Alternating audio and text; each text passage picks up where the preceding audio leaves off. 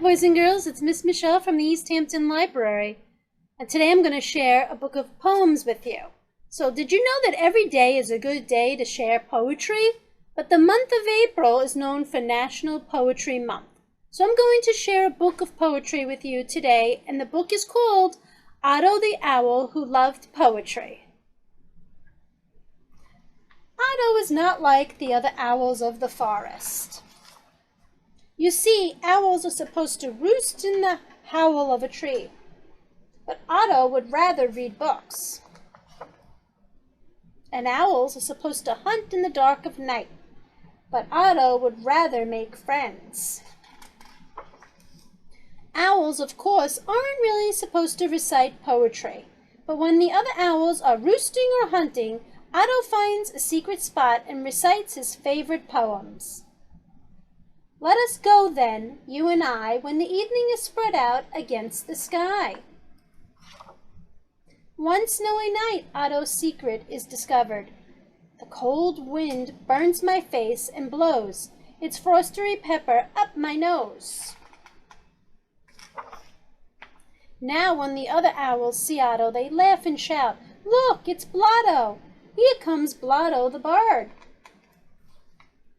On his nightly walks, Otto sighs and sadly wonders, why do all the other owls tease me? What could possibly be wrong with poetry? At last, he decides to run away. As Otto wanders through the forest, the moonlight guides him. "Well, dear moon," he says, "I guess it's just you and me now." And suddenly he has an idea for a poem, the very first of his own creation. "Dear moon, you must be lonely so high up in the sky.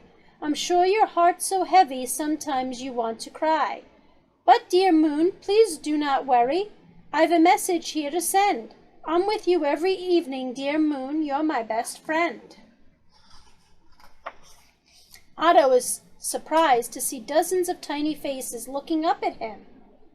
He is even more surprised to hear dozens of tiny voices begin to shout, "More, more!" So Otto delights the mice with another poem. "I think that I shall never see a poem lovely as a tree that may be in summer wear, a nest of robins in her hair."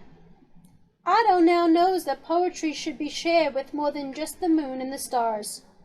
Poetry should be shared with everyone. And so, when a few owls find Otto in the forest one spring night, he does not run and hide. Instead, he proudly recites, "I'm nobody. Who are you? Are you nobody too?" The more the owls listen, the less they feel like laughing. And when the poem is finished, they all hoot and holler, "More, more! Hoo, hoo, hoo!" The next night, another owl recites a new favorite poem. "Who has seen the wind? Neither I nor you, but when the leaves hang trembling, the wind is passing through." And even a little mouse is inspired to write a poem of their own. "Oh, my beautiful hunk of cheese, you smell so sweet and good. Oh, my beautiful hunk of cheese, I'd marry you if I could." And so now, thanks to Otto, every night the forest comes alive with the glorious sounds of poetry.